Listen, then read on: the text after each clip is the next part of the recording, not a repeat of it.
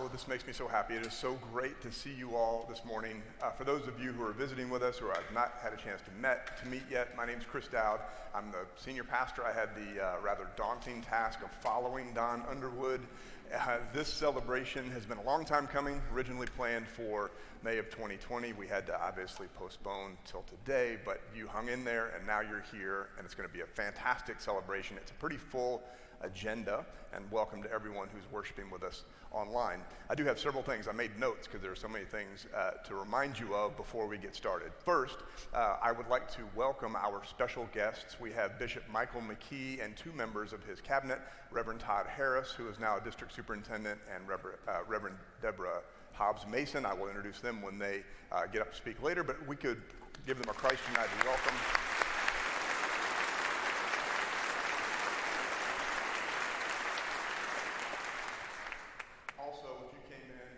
Doors, you may not have had a chance yet to see the incredible display in the atrium and on the south end of the building, put together by the committee who was responsible for this celebration today. They're actually here to my right. I would like the members of the committee to please stand so that we can thank you for all of your hard work in putting today together. Yes, thank you very much.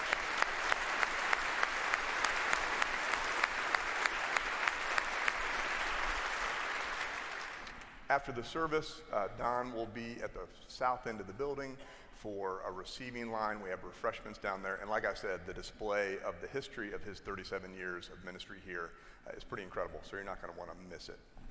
There is an opportunity for you to give a love offering to Don and Bobby as they begin their new phase of life, this new chapter of ministry for them. In the narthex, and I think maybe throughout the building, there are note cards that you can take and write a note to Don and Bobby and leave them a gift in that card if you would like to. The baskets are in the narthex, as I mentioned. Also, every Monday morning, our associate pastor of discipleship, Reverend Reagan Gilliland, and I do a podcast called Off Script. This week, I am interviewing Don, and I'm very excited about that. So, there is zero chance it's going to be the normal half-hour length, but you can digest it in doses. Look for that this week. We'll post it when it's out.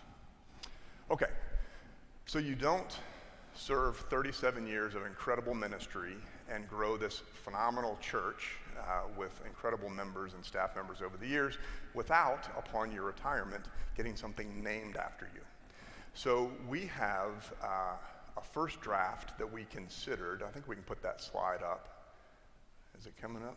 There we go. We were going to call it...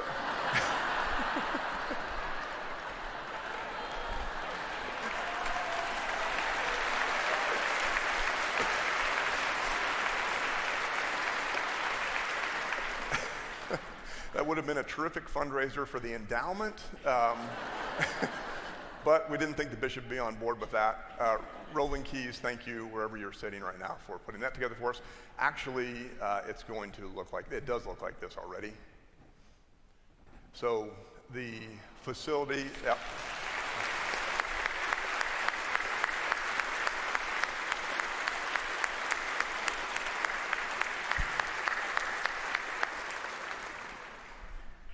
That is the room where this community worshiped when we first moved from Glencliff back in '96.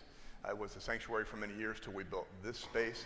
It now houses our modern worship every Sunday morning, as well as lunch today, actually. So you'll be able to go to Underwood Hall for refreshments. Okay, all of that is a terrific introduction, and now we're ready to worship.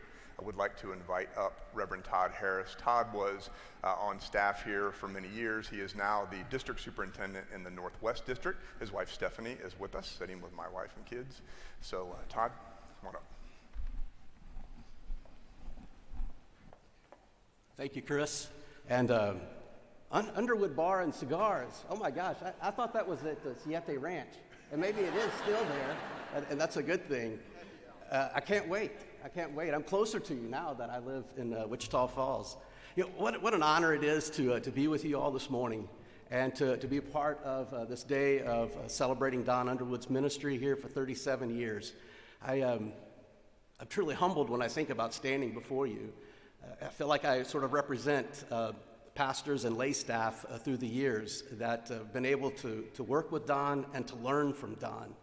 And when I think about that, I think about so many other people that could be standing here, should be standing here to speak with you, that served this church some longer than Don did. And so I feel like in many ways I represent them and things that they would definitely want to say today. My first Sunday was the last Sunday in the old building over on Glencliff.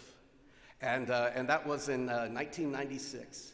So I remember being at the church that morning, meeting people, and everyone was leaving crying. And I thought, what a sad reception. But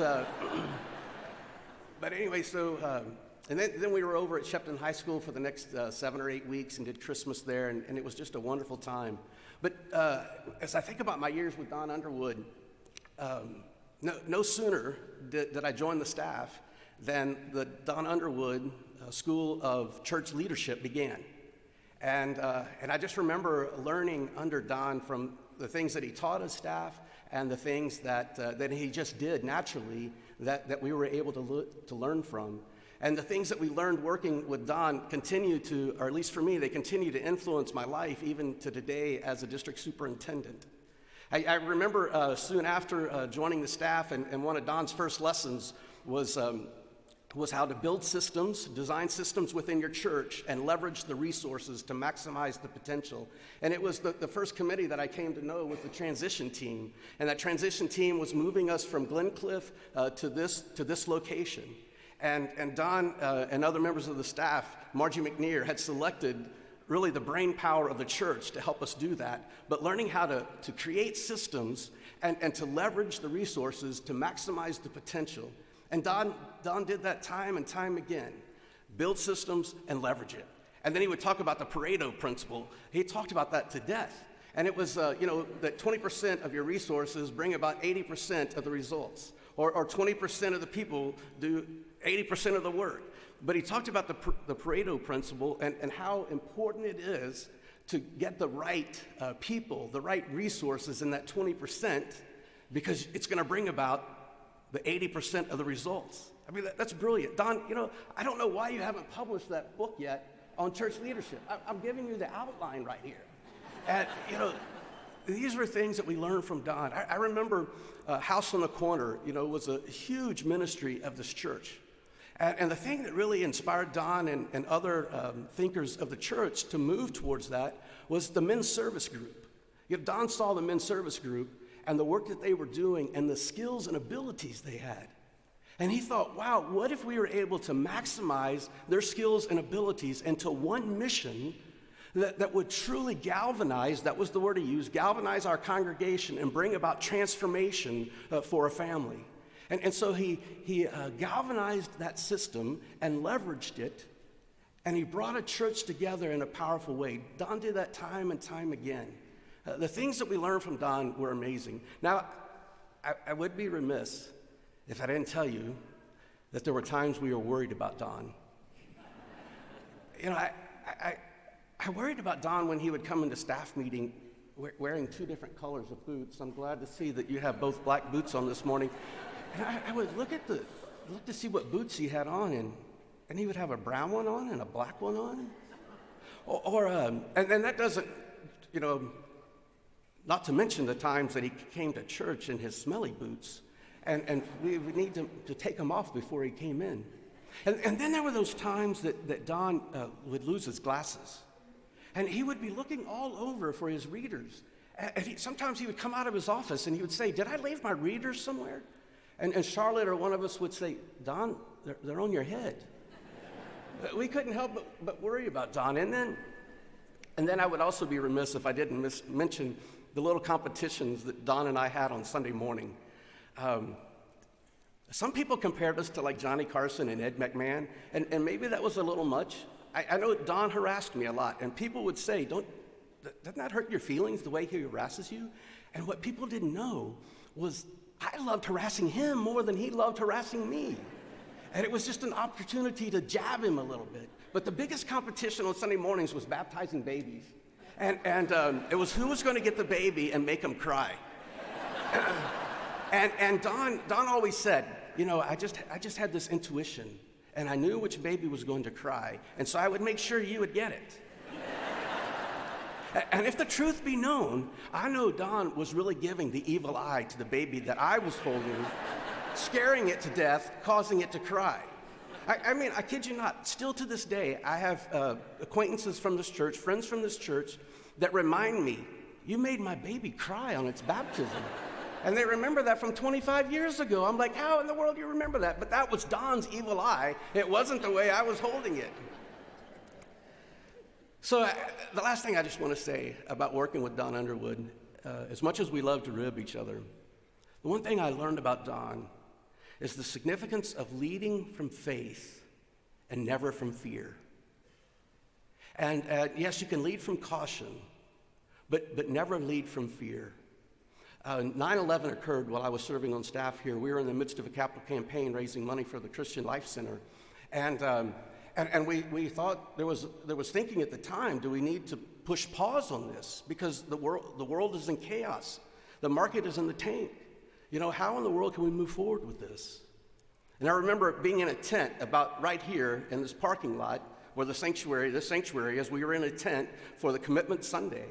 And I remember Don Underwood saying, we are not going to let Osama bin Laden or any other terrorist scare us away from doing what God has called us to do.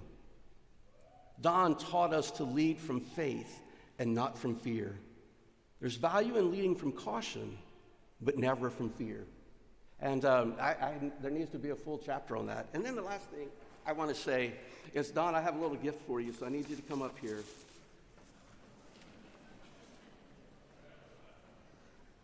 Don, a good friend of mine carved this. I know it's hard to see from back there, but it's the perfect cowboy, and he has your mustache. And so, Don,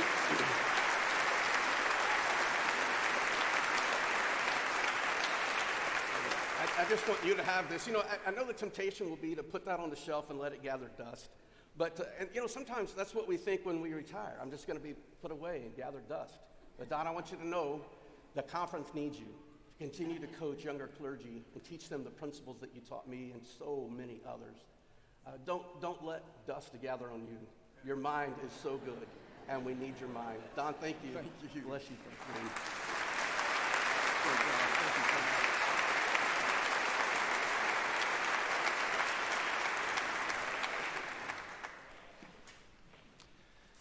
Good morning. I invite you to stand as you're able and join in our opening hymn, O God, Beyond All Praising.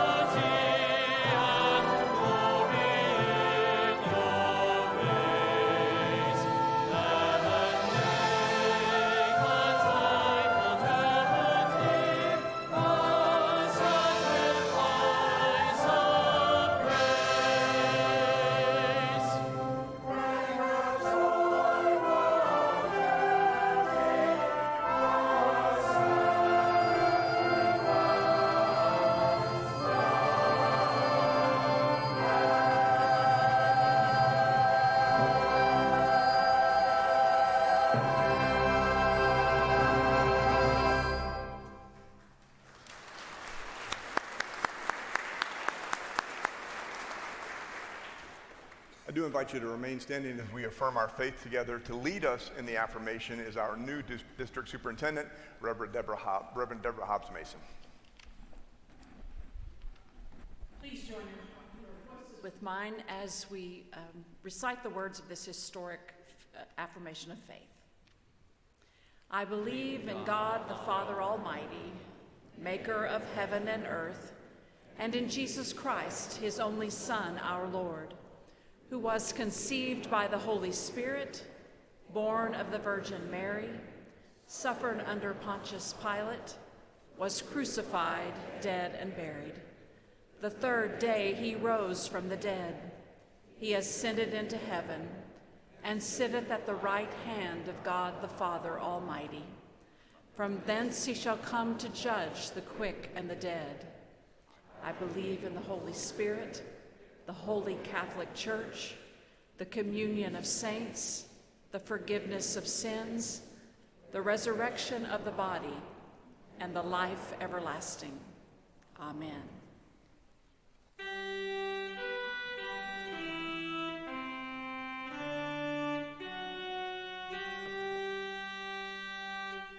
Glory be to the Father, and to the Son, and to the Holy Ghost, as it was in the beginning, is now, and ever shall be, world without end. Amen. Amen.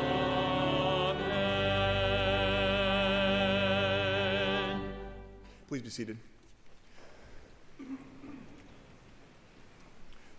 want to introduce now Bishop Michael Mckee. Bishop Mckee came to our conference in 2012 when he was elected. For personal reasons, I'm very grateful for Bishop Mckee's ministry. He is the one who worked with our Pastor-Parish Relations Committee and with Don to bring me and my family here to Christ United. I'll be eternally grateful for that. More importantly for today, he and Don have been friends for many years, so please help me welcome Bishop Mckee.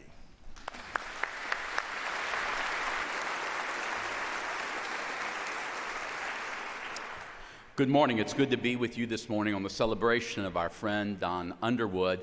I want to say that Don and I share many things in common about beliefs and about things that we say in our heads, and even some of our own idiosyncrasies. None of those I will share with you today, simply because this is not a roast. Because so many of us in this room have so much material, you would have need to have brought lunch and dinner for that.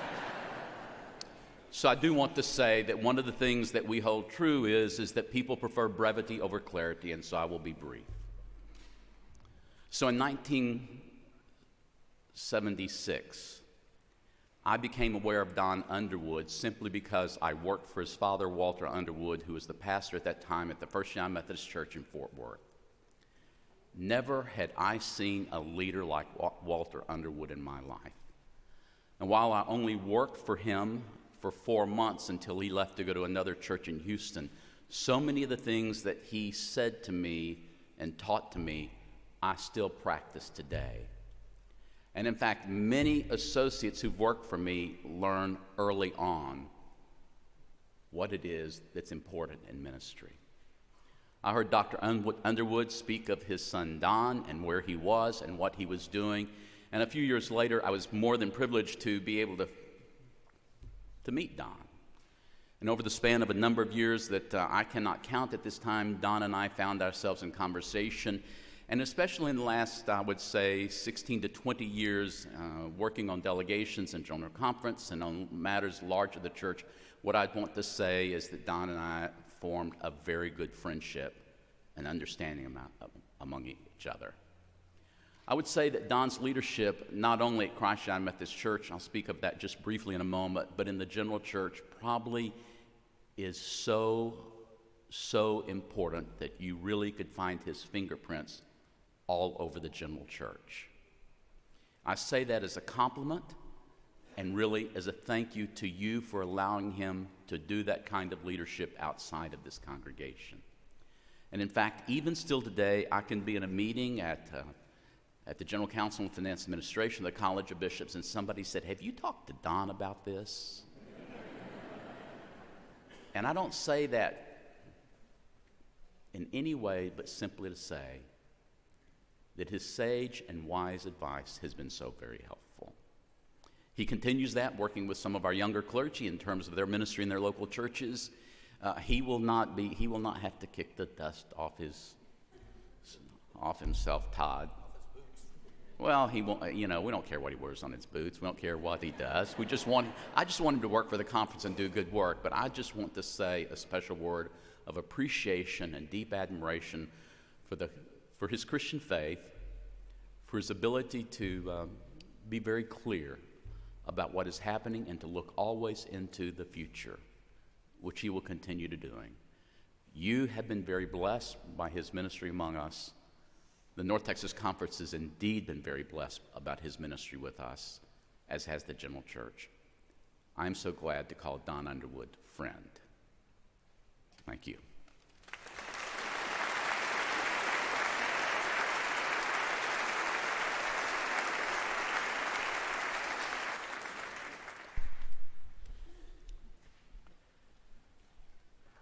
Thank you, Bishop. Indeed, we've had a long, long friendship, and it's been a great deal to me. In the 50 years I've been a member of this annual conference, we've had lots and lots of bishops, two great bishops. And Bishop Mckee, Michael Mckee, is one of them. And one of the greatest things he has done, from my perspective, is as a friend of Christ United Methodist Church. We just couldn't have had any bishop that's been more supportive of us. The thing I want to thank you for the most, Bishop, is appointing Chris Dowd to be my successor here at Christ United. 20 months ago, I preached my last sermon. It was Palm Sunday. It was 3 weeks after we shut down, and I handed over to Chris, and it's just been amazing to see his leadership and the leadership of the staff. I had a ringside seat, and it's just been remarkable. So I want to thank you for sending Chris.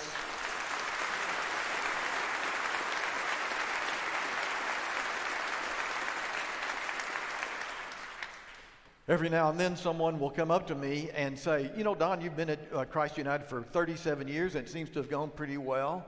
What was your secret?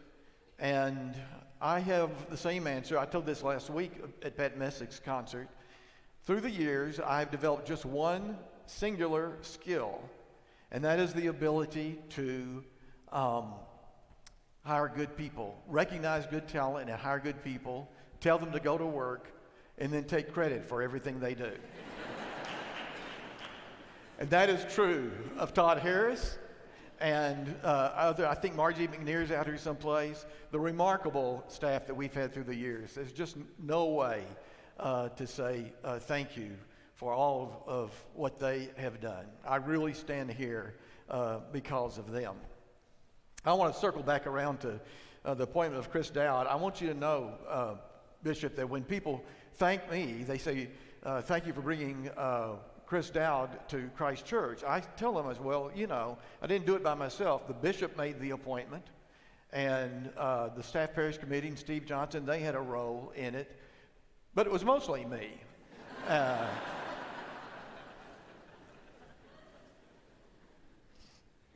Choir and musicians, you're singing my favorite music today, by the way. Thank you, Jason and Brian. For almost 40 years, you have had my back, both literally and figuratively. And I want you to know that I know it. And we could not be where we are without the remarkable music ministry of this church. Will you join me? I'm thanking them for 40.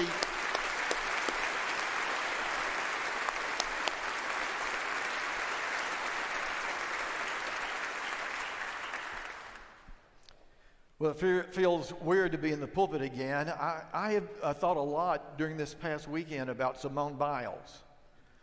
I think I know what happened to her. The pressure can get up there. I thought about asking Chris for a mental break. Can we just skip this part, for my mental health?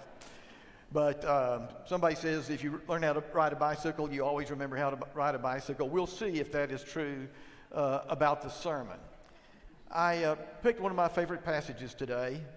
It's really the story about the beginning of faith in the life of the church, chapter 12 of Genesis, when God comes to Abraham. Now the Lord said to Abram, "Go from your country and your kindred and your father's house to the land that I will show you. I will make of you a great nation, and I will bless you and make your name great so that you will be a blessing. I will bless those who bless you, and the one who curses you I will curse. And in you all families of the earth shall be blessed." And so Abram went as the Lord had told him, and Lot went with him. Abram was 75 years old when he departed from Haran. Abram took his wife Sarah and his brother's son Lot, and all the possessions that they had gathered, and the persons whom they had acquired in Haran, and they set forth to go to the land of Canaan. This is the word of the Lord for the people of God. Thanks be to God. When I was 26 years old, I was serving First Methodist Church in Sherman, Texas as an associate, the church that Chris came to us from as senior minister. I was single. I'd been there 2 or 3 years. The bishop came to me and said, "Don, I want you to go and be the senior pastor at the Methodist Church in Frisco, Texas." I said, "Where?" He said, "Frisco, Texas." I had grown up in North Dallas since I was 7 years old. I had no idea where Frisco, Texas was. I'd never heard of Frisco, Texas, believe it or not. This was 1975. Well, I thought I would check it out. I got in my car and drove down Highway 289 from Sherman to Frisco. Frisco at the time had a population, those of you who haven't been around for a long time aren't going to believe this, the population, total population was 1,800. And I turned west and went down the main street of Frisco, and this was my reaction. I have never, ever, ever been to a sorrier town than this one. It was just a pitiful looking town. I got to 6th Street. I turned to 6th Street one block. I saw the church. It was an old church. It was okay. But I also saw the parsonage next door to the church. It was a little frame cottage. I would later learn no heating or air conditioning, one window unit, no disposal, no dishwasher. I finally figured out the reason they sent me there is because I was single. They knew they couldn't get a woman to move in there. I was utterly disappointed. I drove back to Sherman. I remember calling my father and I said, "Dad, I think I picked the wrong profession." I told him about my experience in Frisco. I said, "I don't want to go there." And my father, who was very wise, said, "Well, son, whatever you think." And that's the way he left it. There were extenuating circumstances. I needed a job. And so I hatched out this plan. I thought, I'm going to go down to Frisco. It's close to Dallas. I was single. That was a good thing, I thought. I go down to Frisco, and I'm going to give them 3 months. I'll work through the summer. I'll be able to look for another job, and when September gets here, I'll get a new job. So on the day I was getting ready to move, back then single men we didn't have furniture or anything. I just had some clothes, a stereo system, and a tennis racket. I went to John Daniel, my good friend in Sherman. He owned Daniel Funeral Home, and I said, "John, do you mind if I borrow one of your panel trucks to move in?" He said, "No, it'll be fine." He loaned me this big purple panel truck that they transported flowers in. It said Daniel Funeral Home across it. I threw all my stuff into that panel truck, and I drove down 289, turned on the 6th Street, and got ready to turn into the little dirt driveway of the parsonage. And I looked up there, and there were a group of people standing in the front yard of the parsonage. I hadn't expected anything like that. I was wearing an old pair of boots, dirty jeans, a dirty work shirt. It turned out it was the Pastor Parish Committee. And so here they see me pulling in a purple panel truck with the words Daniel Funeral Home across it, and I got out and had to meet. That was the way I met the Pastor Parish Committee. It would be years before I discovered that my disappointment at being sent there was nothing compared to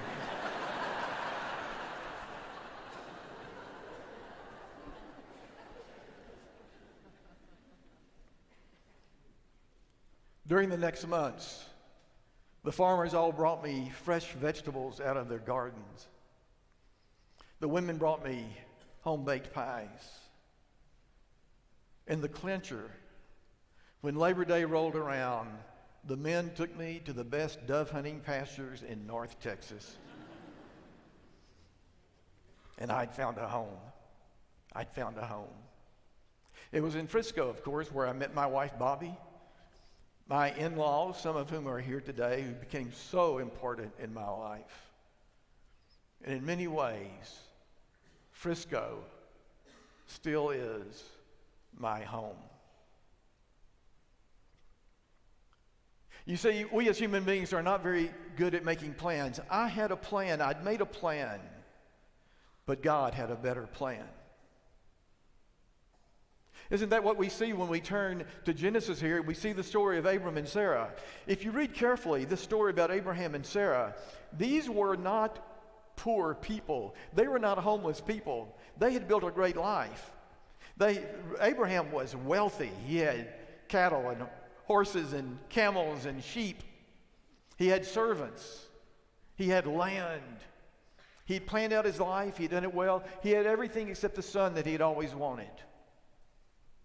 And God comes to him and says, Abraham, I want you to pick up everything you have, all your belongings, your family, your animals, your wealth, and I want you to go on a journey, and I want you to just trust me.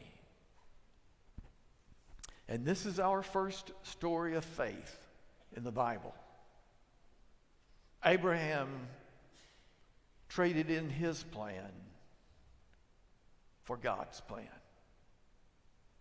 That was the beginning. What a story. In 1983, the spring of 1983, God came to me and said, I want you to pick up all your stuff. We were in Burke Burnett at the time. Pick up your family and all your stuff, move south.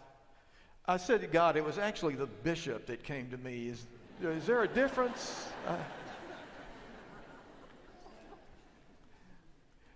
Pick up all your stuff and go down to a suburban church, Christ United in Plano, Texas. I didn't have any plans to do that whatsoever. But we loaded up all of our stuff, had quite a bit more now by that time, had a wife and children. We came down to Plano. The first meeting, fortunately, I didn't have to meet the Pastor Parish Committee in the driveway of the old parsonage. But the first meeting I had in Plano was before we even had the first worship service. It was a Wednesday night. I think we moved in on Monday or Tuesday. On Wednesday night, I went down to the church for a meeting of the building committee. The church was about halfway in between finishing a sanctuary. The sanctuary was in the drive, but wasn't complete by any means. And somebody called me and said, you need to go to a building committee meeting. So I got up, dressed the way I usually do, jeans, boots, and a shirt, and drove to the church and found this committee, the building committee. I'll never forget it. These were really the founders of the church, great human beings. Charlie Cox, Keith Sockwell, Ernest Rainey, Steve Hudnall, the architect Jerry Vincent was there. They were all dressed in tennis outfits except for Steve.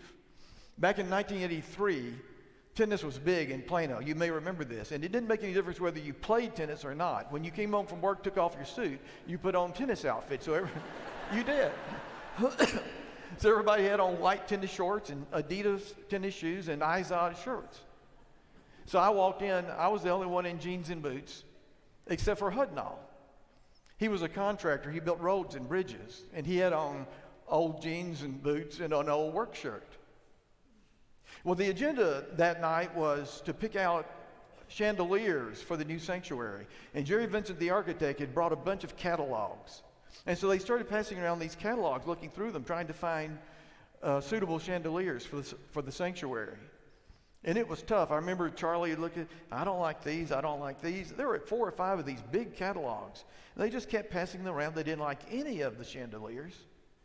Until finally, I think it was Charlie who said, well, what about this one? I think I like this one. This one looks okay. And he handed it to Keith, and Keith said, yeah, that looks good. And went around to Ernest and around. It finally ended up with Steve Hudnall.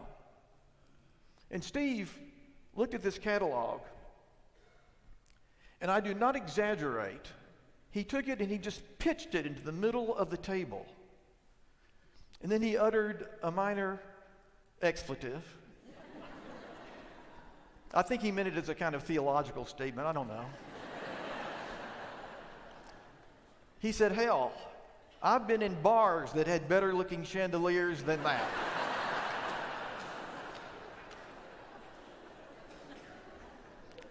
Look, I don't make up these stories. I just tell them the way they happened. I went home that night and I came to the door and Bobby said, how was your meeting? I said, it was okay. There's this one guy I really like.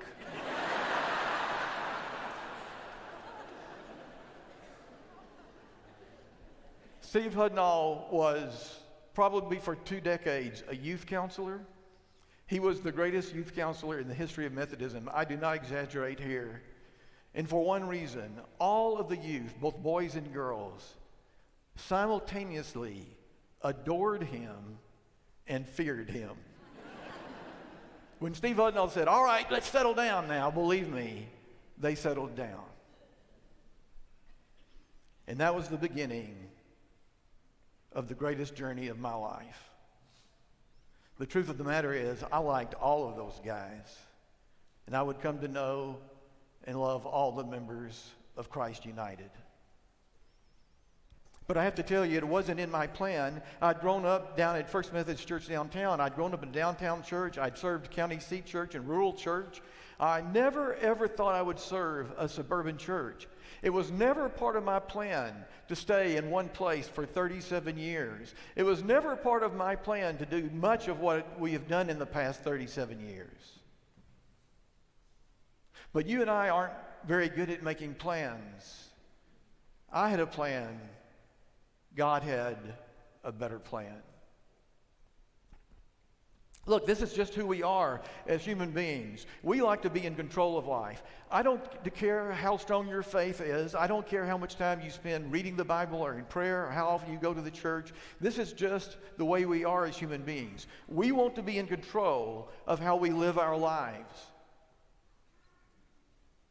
And you've heard me say this a lot of times before. I think maybe part of it is the way we grow up listening to those fairy tales. You know, the fairy tales always ended up in exactly the same way. The princess marries the prince. There may have been a lot of things that took place in between, but we always remember how it ended, don't we? And they lived happily ever after. They lived happily ever after. That's the way you and I think about life, isn't it? We want to be in control of our life. We want to plan out life on our terms so that we can live happily ever after. It's just human nature. And so we think, if I can just get out of high school, get my high school diploma, I'll be fixed for life. I'll be happy forever. And then when we finish high school, then something else happens, and we say, well, and when I get my job or when I get my college degree, then I'll be happy forever. And you know how this goes. Then we say, I've got to get the right job. Or if I can just find the right spouse, marry the right person, I know that my life will be happy and fulfilled ever after. That's what we do as human beings. We plan out life so we can be in control, so we can reach that point where we know we will be happy forevermore. We plan for the perfect pandemic. We plan for the perfect retirement, and we get a pandemic. We plan for the first year and a new appointment. I remember telling Chris, I can't wait for you to preach to 4,000 people on Easter Sunday. And we get a pandemic. That's just the way life is. I've said it many times before. We like to plan out things, and we have a little bit of control in our lives, make no mistake about it. But the things that really change our lives are the things that come out of the blue. The phone call in the middle of the night, the doctor's visit that turns up an unexpected diagnosis, or the pandemic that slams us all. I think that maybe the greatest journey story ever told is the story of the Exodus in the Old Testament. In some ways, it's similar to God going to Abraham. God goes to Moses. Moses is out there in the hills of Midian. He's quit. He's ready to be, he's done. He doesn't want to do anything but just be a person that's taking care of the sheep. And God says, look, my people are in trouble in Egypt. They've been enslaved. I want you to go and turn them loose. And so Moses finally says yes to God. Okay, God must have a better plan than I. He goes and leads the people out of Egypt onto the trek that we now know took 40 years in the wilderness, on the way to the land of Canaan, the promised land, the holy land, the land of Canaan. And it's a great story. I've oftentimes thought that if a fiction writer could get that story and write it, in language that would be a little bit more accessible to you and me. Chris has read the story so often it didn't bother him. He could read it in Hebrew. But for you and me, it can be a little challenging reading through the whole story of the Exodus. But if a fiction writer got it and wrote it as historical fiction, it would be one of the greatest novels ever printed, ever written. Because there would be, it would start off with the dividing of the Red Sea, the crossing of the Red Sea. That dramatic scene, the people leaving slavery, leaving Egypt. And then all of the intrigue on the road, the little rebellions, Moses getting the 10 Commandments, all those things taking place. And you and I, if we had that in a really good fiction format or historical fiction format, we would just keep turning the pages and turning from one chapter to the next because we would already know what the ending was. The people were going to end up in the Holy Land. In the Holy Land. And we wouldn't be able to wait to get to that final chapter to see them cross over into the Holy Land, the Promised Land, and live happily ever after. Except that's not what happened, is it? That's not what happened at all. They get to Canaan, they get to the Holy Land, but it turns out to just be the start of another leg of their journey. I've thought about this a lot. I challenge you. You can read throughout the Bible, and until you get to the 21st chapter of Revelation, you are not ever, ever, ever going to find one story about any follower of God who just lives happily ever after. That's not the way life is. God challenges us to live faithfully, but not necessarily happily ever after. There's a great story in the New Testament. Jesus takes his inner circle, the lead disciples, Peter and James and John. Peter takes them up to a mountain. We call this the Mount of Transfiguration. And when they get up there, something happens that we can only refer to as a mystical experience, I think. They get up to the top of the mountain, and suddenly Elijah is there, and Moses is there, and Peter and these other disciples think that they have finally reached heaven. I mean, this is too good to be true. And then suddenly the voice of God descends and says, "This is Jesus with whom I am well pleased." And Peter thinks that he's finally gotten to the last chapter, to the moment where they can live happily ever after. And he turns to Jesus and he says, "This is where we want to spend the rest of our lives. I can build shelters for you and Elijah and Moses. Let's stay here." And Jesus says, "Nope. Got to go back down the mountain. Hit the road again. We're going to Jerusalem." Jesus didn't have the heart to tell him at the time. But Jesus knew that the journey would not end until they got to the cross. Till they got to the cross.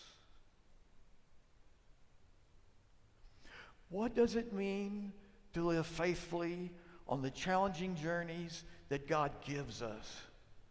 What does it mean for you and me to enter each new phase of life by saying yes to God? There's a little passage in the New Testament that we hardly ever read, and yet it's a great, great passage. And what's odd about it is it's in one of the most famous chapters in the entire New Testament. It's Paul's letter to the Corinthians, the first one, the 13th chapter, about love. And about 2/3 down through, you're familiar with most of it because we read that chapter a lot at weddings, don't we? We love the chapter about love, right? But a lot of times we read it and we just take out this part, and it's such a powerful part. Well, about 2/3 of the way down, Paul kind of switches gear, and he says this: when I was a child, I spoke like a child. I thought like a child. I reasoned like a child. But when I became a man, I gave up childish ways. And then reflecting back on his own journey, all of the beatings and the shipwrecks and the imprisonments, all of the mistakes, he reflects back on his own journey, and then he says, now that I'm a man, I understand that there are only 3 ways to live your journey with faithfulness, with faith, with hope, and with love. These 3 abide: faith, hope, and love. And the greatest of these is love.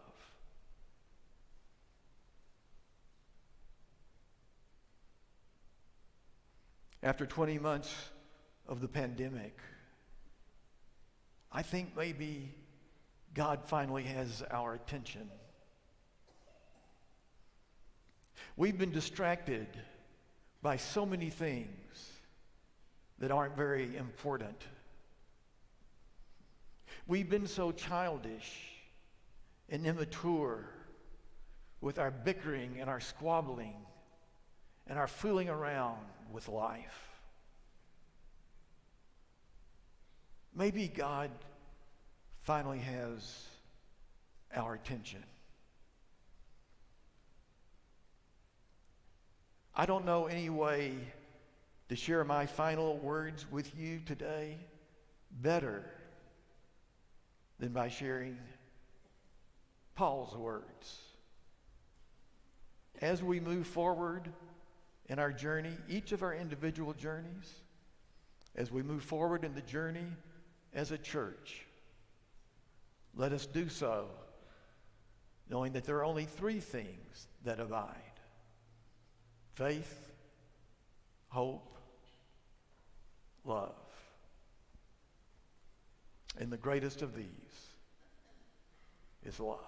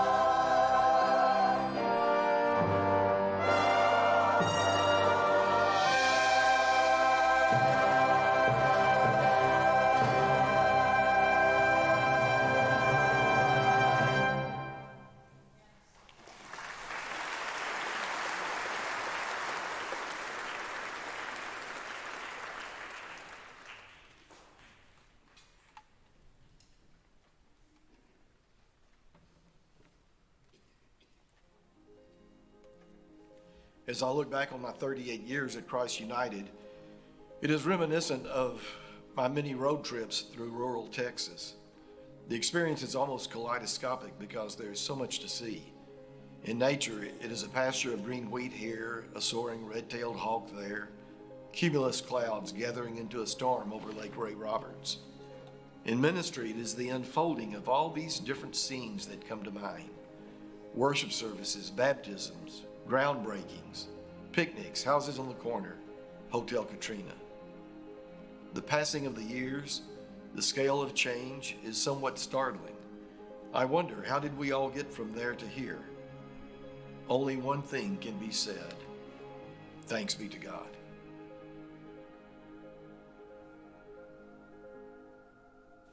You know, in so many ways, I've just been the luckiest pastor in the world because so much of this was Christ United DNA when I got here in 1983. The youth program and the youth choir program, the youth music program, I didn't have anything to do with that. It was already set up. And so, like I say, it was part of the DNA, and I have primarily been the recipient of many of the blessings from those programs. I've always said this, we thought when we made the transition from Glencliff to Coit, we thought we had a really big vision for our church. But the truth is always the case, God's vision was bigger than ours. And so I never anticipated I would stay so long. I never anticipated the way in which Christ United would grow into such a tremendous serving congregation and so important, I think, to the community, the city of Plano and surrounding areas. I guess what makes me smile and is when I look back and I think about all of the members who gave so much time and energy and dollars to make all this happen and are still doing that. And just the fact that they kind of invited me along, I was lucky enough to go on the ride. You know, I think that one of the things that I would say about how the church has changed through the years is that in the early days, we were so focused. We were young families with children and teenagers, and we were so focused on children's and youth ministries. And as we grew older, along with our city, we didn't give up that commitment on family ministries. But we started growing in terms of our commitment to outreach and to missions. And I really think that in some ways has been the secret of Christ United's growth, was that when we were flexible enough that we could pivot a little bit and continue to grow where there was tremendous need. And so I'm pleased that we were able to do that. Christ United, in some ways, is a very, very different church from what we were when we were on Glencliff, but in other ways, there is that DNA, which I think still can be expressed, you know, loving God, serving others, transforming lives.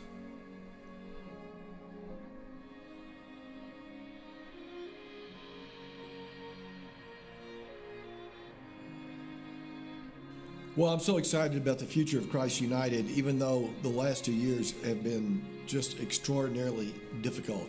I think that Chris Dowd is a great leader. He has the ability to assemble really good teams. And I've occasionally referred to the DNA of Christ United. I think that that's the most important thing. And Chris has certainly come to learn what that DNA is. And so even though we live in such challenging times, I know that Christ United is going to continue to have a very, very extraordinary, important role in this community and in the lives of the members and others that it touches. Over the last year, I have been able to enjoy Christ United and its ministry and its culture more as a member than as a staff member. I'm still on the staff, of course, and I am grateful to be so, but I come to church and I listen to the sermons, and I've just been struck about how Christ United is so much bigger than any one person or one group or one set of ministries. It is an extraordinary place, and I'm just pleased to call it my home, and I know you are too.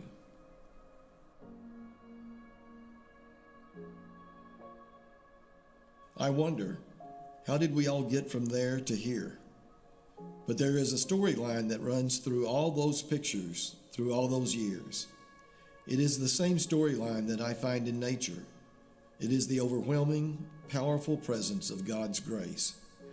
A creator God who turns us loose in a world that is both beautiful and mysterious.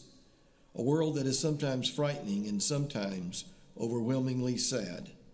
And yet a God who has been at our side every step of the journey, even when we didn't know it. Only one thing can be said: thanks be to God.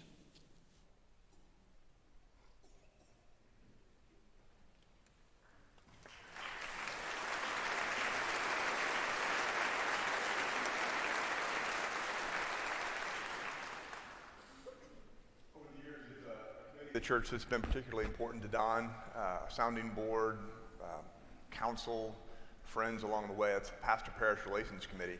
Steve Johnson is the chair of that committee. He has lost his voice, so in his stead is going to be Gary Kelly. I invite Gary up for a special presentation to Don.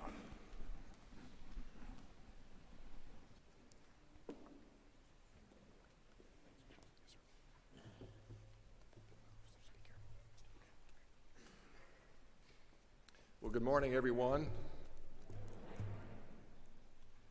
As Chris said, I'm not Steve Johnson, and I'm a very proud member of the Pastor Parish Committee, so I got called up from the bullpen here.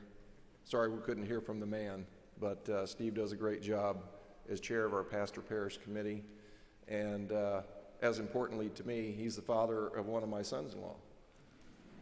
So it's a pleasure to be here, and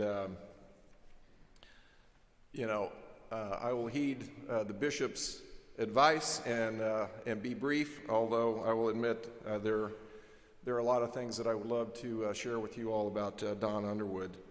And a lot's been said. I'm not sure that I can add a whole lot to what you all already know, but it's a real testament to Don to be here, to see his life's work, look at this magnificent church, this awesome choir and orchestra, the terrific staff that he's built, and Don, it's full house.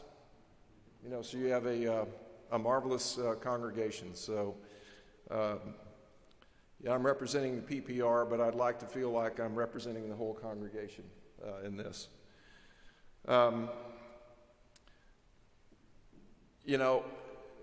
Selfishly, I'll just share with you all, and I bet this will resonate with you. For me and my wife Carol, Don baptized one of our two daughters. He married both of them and baptized all four of our granddaughters. 3 of the 4 are here. And happily for me, he's not presided over my funeral yet, so. But he's done just about everything else. And Todd, I'm glad you weren't around because none of our granddaughters cried, as far as I can remember. But I will say that, like many of you, Don made me cry on more than one occasion. And, the impact that you've had on, I can't even count how many people, is really profound. And Don, of course, is blessed. He has so many gifts, and he connects with so many of us with his, not just his written word, but also spoken word. And there was something about his sermons that always spoke to me. And I remember those sermons. I especially remember the ones that I heard from you more than once, Don, and they were all good. But they were all very, very good. So,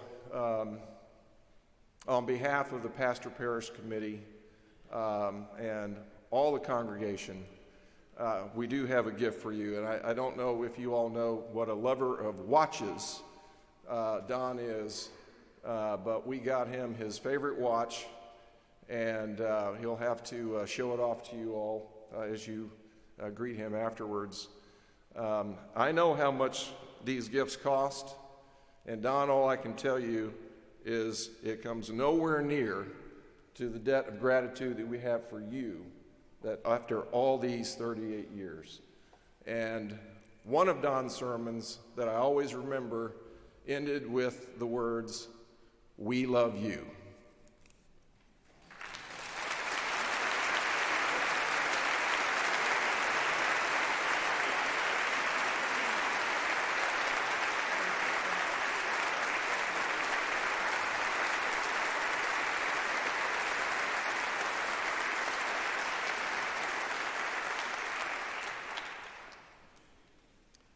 Well, Gary, thank you so much. Steve, all the members of the Pastor Parish Committee and the Celebration Committee, what a remarkable job you've done today. Over the top, just like always with Christ United. Over the top, and I'm grateful. The bishop asked me, Chris asked me if I wanted to take up the offering today, and I said, sure. It seems a little odd after just receiving a very extravagant gift to be asking for money. It has not escaped my attention that for some of you, this is a great day of celebration because you've been thinking, at last he will stop asking us for money. But, I have this title, Pastor Emeritus and Director of Donor Relations, so I'm not going to ever stop asking you for money. And for one reason, because I not only love this church, but I believe in this church. I see the transformation of lives every single day. And we're so grateful to you. The real reason I told Chris that I'd like to take up the offering when he asked me is because I wanted one last chance to say thank you for your remarkable generosity through the years. I've said it so many times, the most generous church in Methodism. At those times that we set these ridiculously high capital campaign goals that helped us to get to this place, absurdly high, and you approved the goals and then you sacrificed to make sure we got there. All the years. It just couldn't have been done without the sacrificial generosity of the members of Christ United. And I want you to know that I am deeply, profoundly grateful for all you have done. Thank you so very much.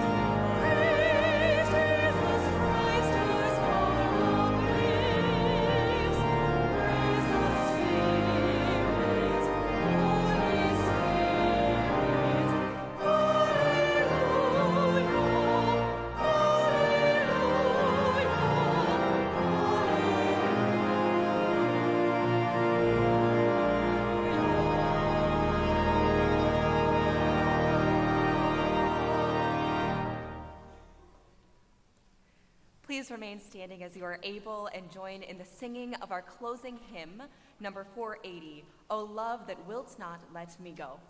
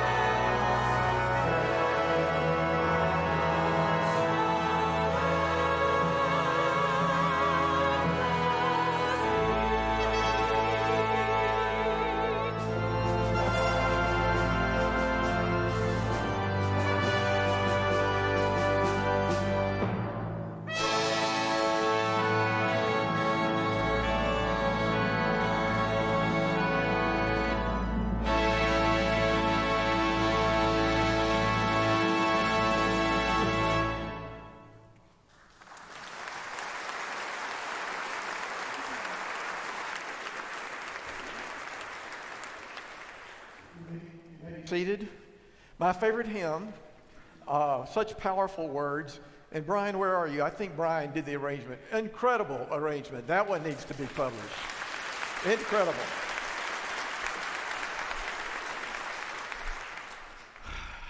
So, This really is the ending, and I'm not too sure how we should end today. I am thinking about the words of Mark Twain. At the height of his career, Mark Twain, somebody published the fact that he was so popular as a writer that every word was worth $5. And so a Harvard college student thought it would be cute to do this. He took a $5 bill and put it in an envelope and sent a note to Mr. Twain and said, "I hear your words are worth $5 a piece. Please send me your best $5 word." A couple weeks later, a letter arrived in the mail with just one word on it. It was thanks. Maybe the best word in the English language, pretty close to it. I don't know how to adequately say thanks. In the spring of 1983, before I came here, but after the appointment had been announced, a colleague of mine who had served First Methodist Church in Plano ran me down at annual conference or someplace, and he said, "Listen, you're going to the greatest place in the world." He said, "These people in Plano are just incredible. All you have to do is to point the way and then get out of their way." And honestly, I really think that's all I've done. I'm so deeply grateful to you for allowing me to come along for the ride. And I'm so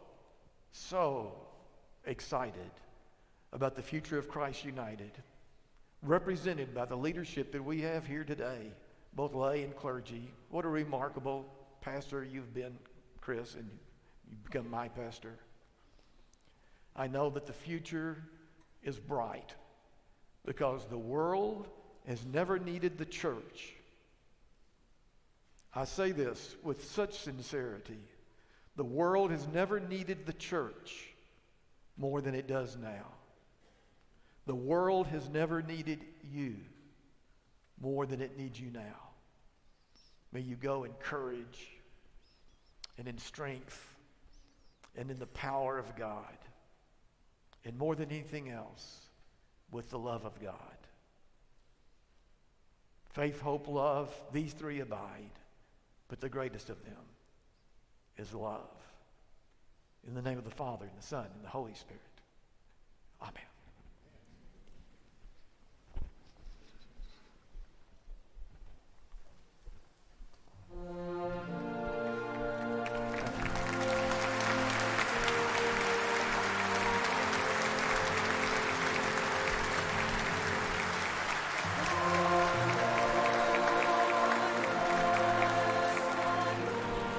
I know you're responsible for all this. Thank you.